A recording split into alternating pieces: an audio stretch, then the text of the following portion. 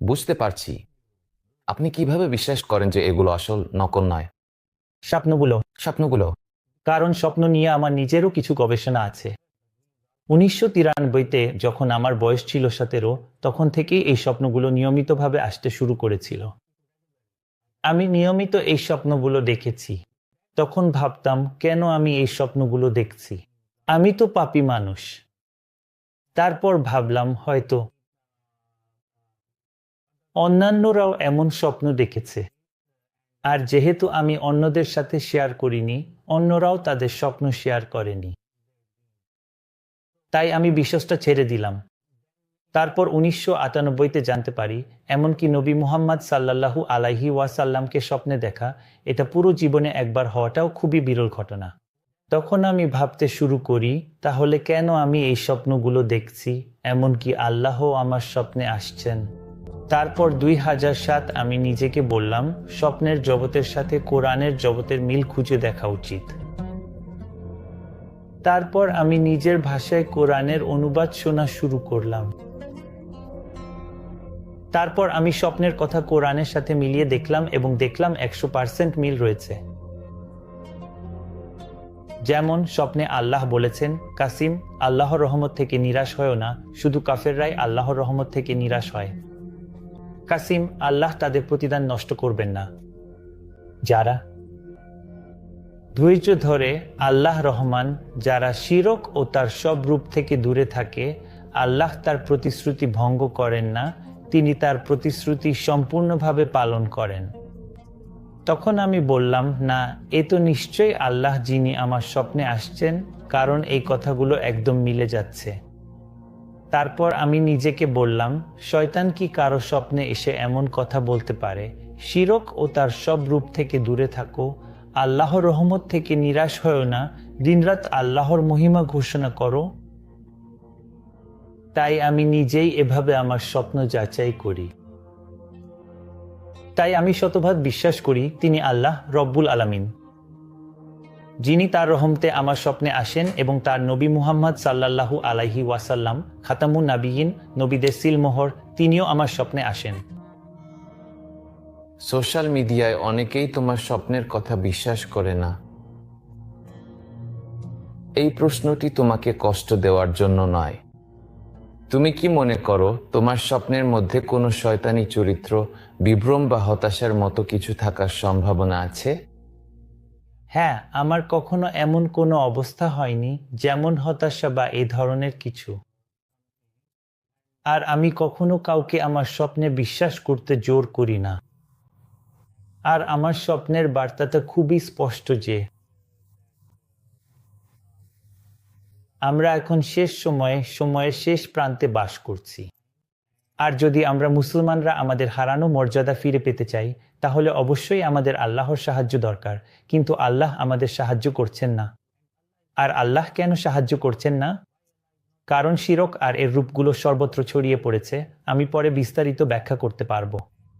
যখন আমরা শিরক আর এর রূপগুলো থেকে দূরে থাকব, তখন আল্লাহ সাহায্য করা শুরু করবেন এবং তখন মুসলমানদের আবারও উত্থান ঘটবে।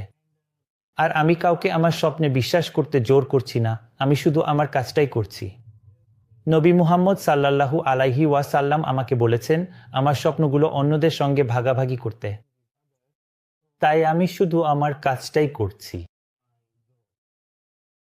মানুষ বিশ্বাস করবে কি করবে না সেটা তাদের ব্যাপার। আমি তাদের কাছ থেকে কোনো পুরস্কার চাইছি না, চাইও না।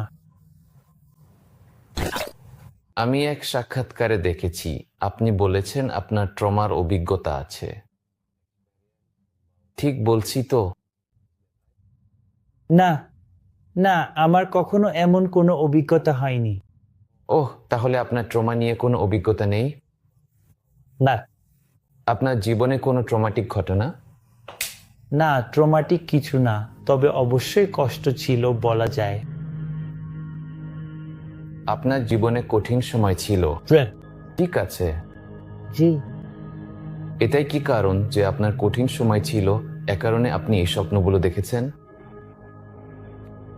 না, আসলে যেটাই কষ্ট বা যাই হোক, আগে আমি স্বপ্নগুলোই দেখতে শুরু করি। তারপর সেই কঠিন সময় আসে।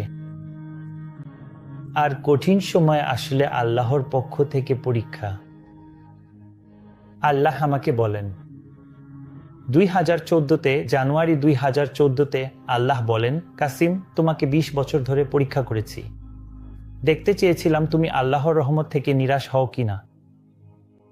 এরপর আল্লাহ এবং নবী মুহাম্মদ সাল্লাল্লাহু আলাইহি ওয়াসাল্লাম আমাকে নির্দেশ দেন আমার স্বপ্নগুলো অন্যদের সঙ্গে ভাগাভাগি করতে। আর আমি প্রথম স্বপ্ন দেখি যখন আমার বয়স ছিল 4 বা 5 বছর। তাহলে 4 বা 5 বছর বয়সে কারো কোনো ট্রমাটিক সমস্যা থাকে না। আর যখন আমার বয়স ছিল 13, তখন আমি আল্লাহ এবং নবী মুহাম্মদ সাল্লাল্লাহু আলাইহি ওয়াসাল্লামকে আমার স্বপ্নে দেখি। তখন তো ছোটবেলা ছিল, আমি খেলাধুলা বা এ জাতীয় কিছু করতাম। প্রথমে আমি দেখলাম এই স্বপ্নগুলো, তারপর এই পরিস্থিতি ঘটল। আমি ব্যাখ্যা করতে পারি এটা কোনো ট্রমাটিক কিছু না বা এমন কিছু না। ঠিক যেমন 1993-তে যখন আমার বয়স ছিল 17, তখন এক মেয়ে আমার স্বপ্নে এসেছিল। হ্যাঁ, মেয়েটা আমার স্বপ্নে আসতে শুরু করলো, আর কয়েক মাস পর আমি দেখলাম আমার এই স্বপ্নটা বাস্তবে ঘটে। সেই দিন আমি আল্লাহর কাছে আশা করলাম, যেহেতু আল্লাহ এই মেয়েটাকে আমার বাস্তবে দেখালেন, তাহলে একদিন আল্লাহ আমার সঙ্গে তার বিয়ে করাবেন। আমি আল্লাহর কাছে এই আশা করলাম এবং কখনোই আমার আশা ভাঙিনি। যখনই আমি হতাশ বা মন খারাপ করতাম, তখন আল্লাহ বা মুহাম্মদ সাল্লাল্লাহু আলাইহি ওয়াসাল্লাম আমার স্বপ্নে আসতেন এবং বলতেন, আল্লাহর রহমতের ব্যাপারে নিরাশ হজো না। আল্লাহ ধৈর্যশীলদের বা যারা ধৈর্য ধরে তাদের প্রতিদান কখনোই নষ্ট করেন না। আর শুধু অবিশ্বাসীরাই আল্লাহর রহমতের ব্যাপারে নিরাশ হয়। এইভাবে আমি আবার নতুন করে আশাবাদী হই এবং আল্লাহর কাছে আশা রাখি একদিন তিনি আমাকে তার সঙ্গে বিয়ে করাবেন। তাই এটা দীর্ঘ 20 বছরেরও বেশি সময় পর 2014-এর জানুয়ারিতে আল্লাহ আমার স্বপ্নে বলেছিলেন, কাসিম, আমি তোমাকে এই মেয়েটির মাধ্যমে পরীক্ষা করেছি। আমি দেখতে চেয়েছি তুমি আল্লাহর রহমতের ব্যাপারে নিরাশ হও কিনা। তাই এটিই ছিল একমাত্র কঠিন সময়, বা বলা যায় আল্লাহর পক্ষ থেকে একটি পরীক্ষা। কোনো বড় ধরনের মানসিক আঘাত বা সমস্যা ছিল না। বুঝলাম। আমার মনে হয় প্রতিটি মানুষেরই কোনো না কোনো সময় কঠিন সময় আসে। আমি ইংরেজিতে কি বলবো, এইরকম। আপনি কি কখনো কিয়ামতের দিনের স্বপ্ন দেখেছেন? কিয়ামতের দিন নিয়ে আমি এমন স্বপ্ন দেখেছি যে আমরা কিয়ামতের খুব কাছাকাছি আছি। কিয়ামতের দিন আখেরি জামান। এখন আপনি বলছেন আমরা কিয়ামতের কাছাকাছি। হ্যাঁ, মানে আমরা সময়ের শেষ প্রান্তে আছি। এই যুগটা সময়ের শেষের কাছাকাছি। আর কতদিন? আল্লাহই ভালো জানেন। তবে একটি হাদিস আছে যেখানে বলা হয়েছে মুসলিম উম্মাহ কখনোই 1500 বছর অতিক্রম করতে পারবে না, এবং আমরা ইতিমধ্যে 1446 হিজরি বছরে আছি। তাহলে দেখুন, হয়তো 54 বছর বাকি। কেউ কেউ বলেন এরকম, কেউ বলেন 60 বছর।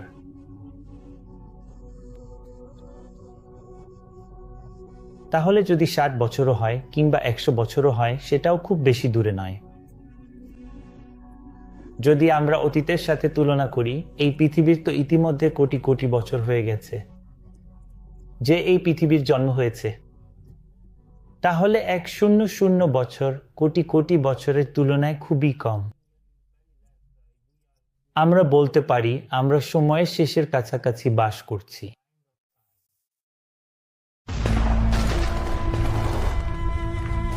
আমি আরো কিছু যোগ করতে পারি। যদি আমরা দেখি ফিলিস্তিন ইসরায়েলে যুদ্ধ চলছে এবং অনেক উলামাও শেষ জামানা এবং তার নিদর্শন নিয়ে কথা বলা শুরু করেছেন। তাই কিছু উলামা বলেন ফিলিস্তিনে যা কিছু ঘটছে তা বড় যুদ্ধের শুরু। আর আমার স্বপ্নেও আমি দেখি যখন ফিলিস্তিনে অবস্থা খারাপ হয়, তখন ছোট একটা যুদ্ধ হয়, তারপর সেটা বড় যুদ্ধের রূপ নেয় এবং সেই বড় যুদ্ধই পরে তৃতীয় বিশ্বযুদ্ধে পরিণত হয়। তাই আমার কয়েকটি স্বপ্নে আমি দেখি ইসরায়েল তৃতীয় মন্দির নির্মাণের জন্য উদ্যোগ নেয়। আর তৃতীয় মন্দিরও কিয়ামতের একটি নিদর্শন, বলা যায় আখিরুজ্জামান। আর যখন ইসরায়েল তৃতীয় মন্দির নির্মাণে এগিয়ে যাবে তখন আরও যুদ্ধ হবে। আরও যুদ্ধ মানে আরও দেশ এই যুদ্ধে জড়িয়ে পড়বে। এখন পর্যন্ত যদি দেখেন, আমরা বলতে পারি দেখুন ফিলিস্তিন আর ইরানও এই যুদ্ধে জড়িয়ে পড়ছে। লেবানও ভবিষ্যতে জড়িয়ে পড়তে পারে, আরও দেশ জড়িয়ে পড়বে, এবং যখন আরও দেশ জড়িয়ে পড়বে তখন এটা তৃতীয় বিশ্বযুদ্ধের দিকে নিয়ে যাবে। আর তৃতীয় বিশ্বযুদ্ধ শেষ জামানার একটি নিদর্শন। তৃতীয় বিশ্বযুদ্ধকে তারা মালহামাতুল কুবরা বলে ডাকে। এই যুদ্ধ তৃতীয় বিশ্ব